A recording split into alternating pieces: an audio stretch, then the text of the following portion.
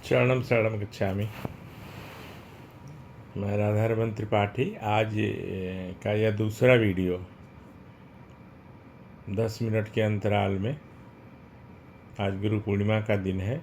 फिर से आप सबको बहुत बहुत बधाई और शुभकामनाएं। वैसे तो जो अनुभव मैं सुनाने जा रहा हूँ, आध्यात्मिक अनुभव, वो उसका वर्णन मैं बहुत पहले किया हूँ, लेकिन मुझे भी याद नहीं है, काफ़ी पहले हुआ होगा। और कुछ इस बीच में नए मित्र, नए परिवार में लोग जुड़ रहे हैं हमारे परम परिवार में, तो ये उनको समर्पित है। और एक बहुत ही अच्छा अनुभव इसलिए है कि परम जी कैसे आभास दिला देते हैं कि कोई खतरा होने वाला है या कुछ ऐसा होने वाला है, तो उससे बचने के लिए। तो ये घटना है, घटना ही बोलेंगे या अनुभव बोलिए। यह है बोकारो स्टील सिटी की प्लॉट नंबर 2, जिसमें हम किराया के रूप में ऊपर में रहते थे। और परम जी का प्रवास वहाँ ज़्यादा होने लगा था, आयकर की वजह से भी, साहित्य भी वहाँ बहुत लिखा जाता था। तो ऊपर का पूरा उनका मकान मैं किराए में ले लिया था, और जहाँ मैं फर्स्ट फ्लोर में रहता था उसके ऊपर में भी एक कमरा था। तो परम जी के साथ बराबर काफ़ी लोग आते थे, तो मैं उसको इसलिए ले लिया था कि कोई थर्ड पार्टी ऊपर जाने के लिए मतलब उचित नहीं है। तो वो ऊपर का पूरा मेरे कब्जे में रहता था, मेरे पोजीशन में था। तो वहाँ पे, और वो मकान था, श्री BN सिन्हा जी थे, मेरे से थे तो थोड़ा सीनियर, बट बहुत ही छोटे भाई जैसा मुझे मानते थे। और चीफ इंजीनियर रहे थे बोकारो में। और उनके लड़के शिशिर, नाम यहाँ इसलिए लेता हूँ कि ये काफ़ी दिनों तक चलेगा। तो उनके बेटे, वो भी इंजीनियर ऑफिसर थे वहाँ।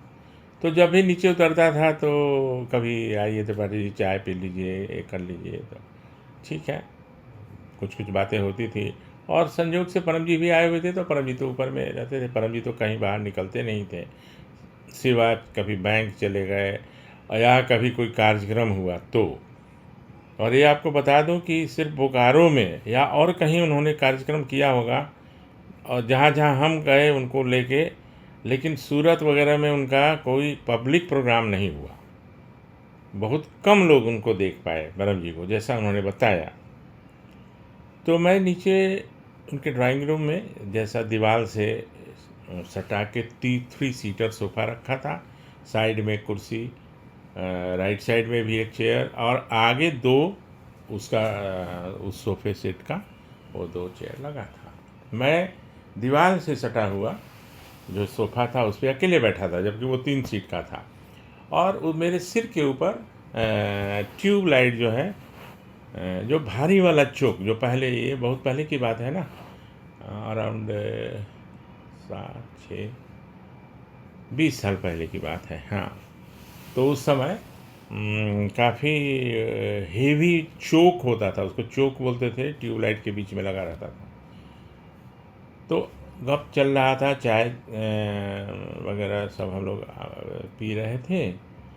तो एकाएक विद इन मैंने 1 और 2 सेकेंड मुझे ऐसा लगा कि मैं यहाँ से उठ जाऊँ, और मैं वहाँ उस सोफ़े से उठ के बगल के चेयर पे बैठ गया।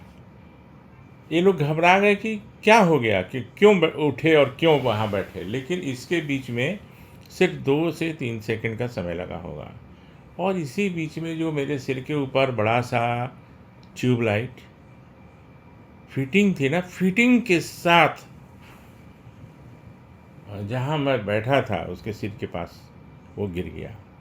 अगर मैं वहाँ से नहीं उठता तो वो पूरे मेरे सिर पे गिरता, और कुछ भी हो सकता था, क्योंकि एक तो शीशे का वो ट्यूबलाइट, दूसरा हेवी फिटिंग चोक के साथ, और कोई कारण नहीं था कि मैं वहाँ से उठ जाऊँ, क्यों उठ जाऊँ। लेकिन ये जो है, परम जी बिल्कुल मुझे वो प्रेरणा दिए कि तुम एकदम 1 सेकंड में उठ जाओ। तो मेरा उठना, बगल के कुर्सी पर बैठना और ट्यूबलाइट का गिरना, ये सब टोटल 3 सेकंड्स में हुआ। 3 सेकंड्स में सब लोग चकित हो गए। ये लोग सिन्हा साहब और उनके लड़के शिशिर कि अरे ये तो गजब हुआ। हम कि हाँ बिल्कुल ऐसे ही होता है जब आप सच्चे हृदय से परम जी को समर्पित होकर सब कुछ उनको सौंप देते हैं, तो वो एक बहुत अच्छे गार्जियन जैसे वो रक्षा भी करते हैं, सलाह भी देते हैं और बहुत सारी मैं तो वर्णन करने लगूँ तो महीनों लगेगा। जितनी बातें हुई और जितना वैसे अवसर कम मिला और बहुत कुछ सीखने का था, वैसे बहुत परम जी ने चाहा बहुत कुछ सिखाने के लिए, बहुत सारी बातें। क्योंकि कभी कभी 6 महीना भी लगातार परम जी बोकारो में रहते थे। माने जैसे जनवरी में आए तो जून तक वहीं हैं, जून में आए दिसंबर तक वहीं हैं। सबसे ज़्यादा समय 12 साल, पिछले 12 सालों में उन्होंने बोकारो में ही बिताया और काफ़ी कुछ काम भी हुआ। नया जो अंतिम साहित्य है वो बोकारो में ही वो लिखा गया परम जी के द्वारा, जो भी था। अब तो कुछ लोग उसमें परिवर्तन भी कर रहे हैं और परम जी के बताए हुए रास्ते से भटक के कोई डांस कर रहा है, कोई कीर्तन कर रहा है, कोई हवन कर रहा है, लेकिन जिसको जो करना है करे। मैं तो अभी अधिकारी नहीं हूँ कि मैं किसी को कुछ मना करूँ, और मेरी बात कोई मानेंगे भी क्यों। लेकिन एक समय ज़रूर आएगा जब सबको पता चलेगा कि ये जो हो रहा है वो सही नहीं है। तो अंतिम जो परम जी ने सिखाया, मैं तो वही सिखाने क्या बताने की आपको कोशिश करता हूँ। तो ये जो अनुभव है, तो ये नॉट ओनली ये मेरे लिए है, ये सबके लिए है। जो परम नाद परम योग करते रहेंगे, परम जी को सौंप देंगे अपने को, परम जी आप हमारी रक्षा करिए, तो ऐसा सबके साथ होगा। कभी भी परम जी ऐसी दुर्घटना नहीं होने देंगे। वो दिन मतलब मैं क्या बताऊं इसको, अद्भुत किंतु सत्य या विचित्र किंतु सत्य, जो आपको अच्छा लगे इसको आप करिए।